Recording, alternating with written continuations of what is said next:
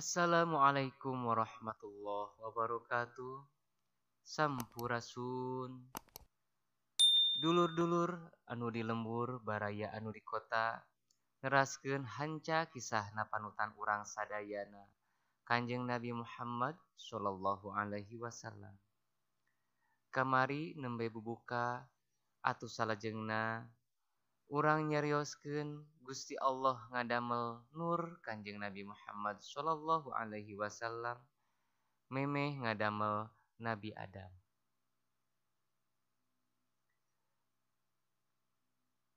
Keresanu maha agung ngadamel nur anu luhung memeh didamel ramana Nabi Adam jeung garwana saparantos Gusti Allah midamel nur Rasulullah lajeng damel Nabi Adam alaihi afdholus salam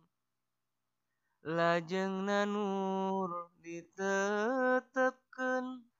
di Adam diamanatkeun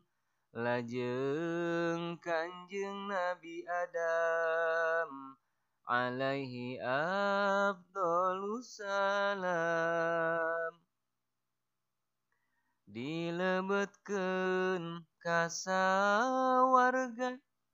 pitempateun anu mulya malaikat diparentah kedah sujud teu ngabantah tidinya cahyana ngalih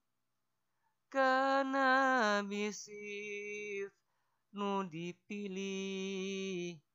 lajeng Kanjeng Nabi Adam alaihi afdholus salam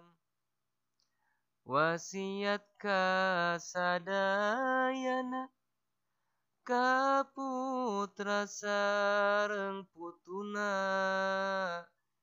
kieu wasiat ramana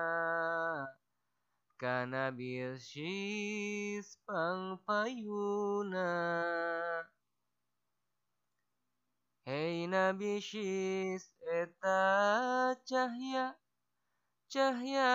Nabi anu mulya ulah dilalaworakeun kumaneh mudu pindahkeun ka istri anu bersih kanu suci masing rapi lajeng cahya Kanjeng Nabi ngalih deui tinu suci kanu suci dongkap ka kersa Gusti ngalihna eta cahaya ka Abdul Muthalib tea ti Abdul Muthalib ngalih eta cahya ka Abdullah ti Abdullah ka gerhana Siti Aminah wastana nu diselir ku pangeran dipaparin kamulyaan